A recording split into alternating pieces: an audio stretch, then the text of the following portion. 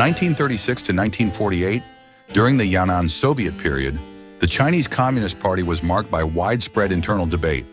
It was in this context that Mao Zedong penned one of his most influential works, Combat Liberalism. In it, he wrote, "Liberalism is extremely harmful in a revolutionary collective. It is a corrosive force that eats away at unity, undermines cohesion, causes apathy, and creates dissension." Mao continues, explaining that liberalism robs the revolutionary ranks of compact organization and strict discipline. It prevents policies from being carried through and alienates the party organizations from the masses which the party leads. It is an extremely bad tendency. I could not agree more.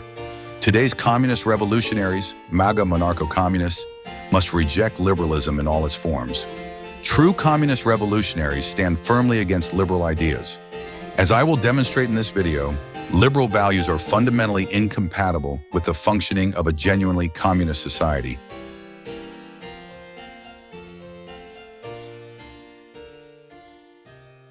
The demonic origins of liberalism. Liberalism was conceived by Freemasons as a justification for modern society's descent into madness. The regicidal French Revolution, the brutal execution of Emperor Maximilian of Mexico, and the horrors of the Northern Union's criminal scorched earth campaign during the U.S. Civil War can all be traced back to this ideological scourge. Whereas communism promotes unity, harmony, and the common good, liberalism champions division, disorder, and individualistic decadence.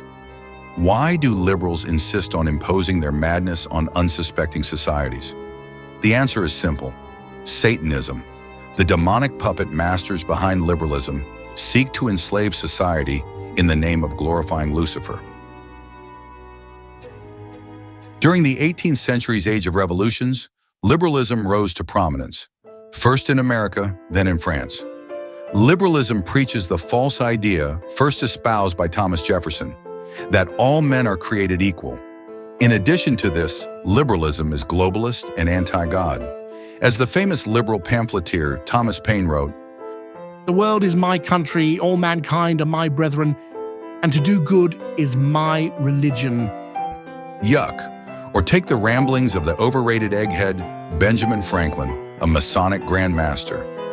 An equal dispensation of protection, rights, privileges, and advantages is what every part is entitled to and ought to enjoy. Liberalism instructs the individual to put his interests above the collective. It replaces divine guidance with dogmatic rationalism. These erroneous ideas took hold to such an extent during the French Revolution that the Jacobins declared themselves to be prophets, and, at times, God himself. Perhaps the best diagnosis for the social disease that is liberalism comes from the writings of the Spanish Roman Catholic priest Félix Sardá y Salvani. In his best-known work, Liberalism is a Sin, 1884, Sardá writes, "Liberalism is a world complete in itself. It has its maxims, its fashions, its art, its literature, its diplomacy, its laws, its conspiracies, its ambuscades. It is the world of Lucifer, disguised in our times under the name of liberalism, in radical opposition, and in perpetual warfare against that society, composed of the children of God, the Church of Jesus Christ." This incisive takedown of liberal thought presaged the liberal decadence we see in the West today. Today's capitalistic society is full of anti-God ideas. It elevates man to the status of God, a grave sin. The solution to liberalism. So what is to be done about liberalism? Well, folks, I've got the antidote. Tradition.